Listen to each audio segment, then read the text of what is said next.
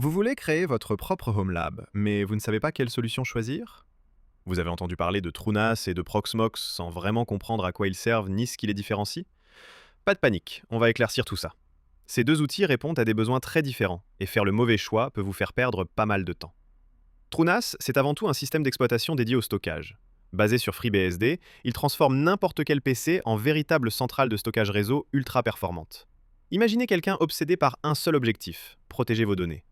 TrunaScore est totalement gratuit, ce qui devient rare à l'heure où tout passe par abonnement. L'interface est claire et le système de fichiers ZFS garantit une fiabilité exceptionnelle. Que ce soit pour un simple partage de fichiers ou un gros serveur de stockage, tout est là.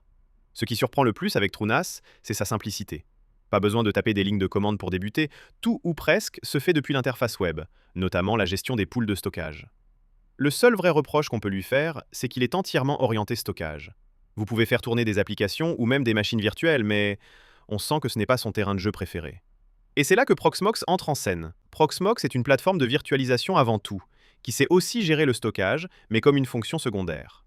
Basé sur Debian Linux, il permet d'exécuter à la fois des machines virtuelles et des conteneurs, ce qui en fait une solution parfaite pour les home labs ou les entreprises qui recherchent de la flexibilité. La version communautaire est gratuite, mais elle affiche sans cesse des rappels d'abonnement. Rien de grave, juste un peu agaçant. Pour un usage pro, il faut compter environ 90 € par socket CPU et par an.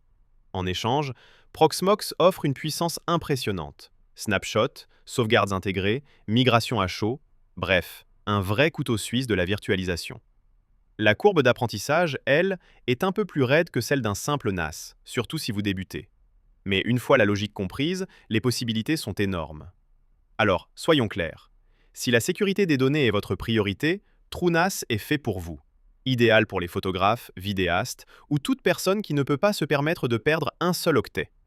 Si c'est la flexibilité qui compte le plus et que vous voulez tester plusieurs environnements ou centraliser vos serveurs, Proxmox sera beaucoup plus adapté. Et voici ce que peu de gens savent, vous pouvez combiner les deux. Certains utilisent Proxmox pour la puissance de calcul, relié à un NAS TrueNAS pour le stockage. Une configuration un peu extrême pour un particulier, mais imbattable en environnement pro. Si cette vidéo vous a aidé à y voir plus clair, abonnez-vous et laissez un like. Et vous, lequel choisiriez-vous? Dites-le moi en commentaire. J'adore lire vos retours d'expérience.